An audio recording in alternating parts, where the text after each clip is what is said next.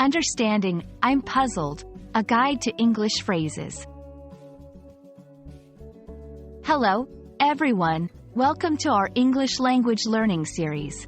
Today, we'll explore the phrase, I'm puzzled. Understanding such phrases is key to mastering conversational English. Let's dive in and unravel the mystery of this expression. I'm puzzled is an idiomatic expression used to convey confusion or perplexity. It's like saying, I'm confused, but with a bit more emphasis on the state of being unable to understand something.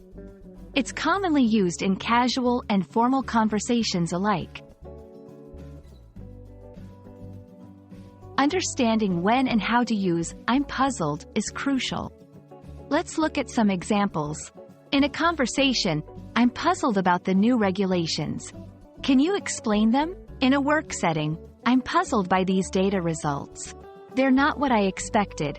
In a casual setting, I'm puzzled by the end of that movie. Did you understand it? Notice how the phrase is used to express a lack of understanding in various scenarios.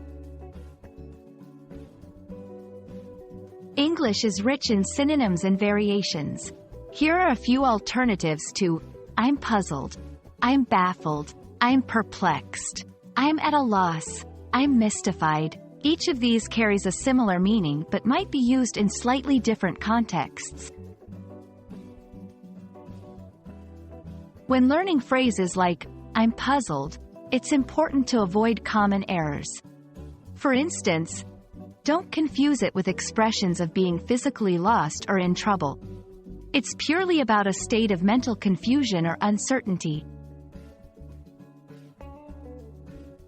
And that wraps up our exploration of I'm puzzled. Remember, phrases like this add nuance and depth to your English communication.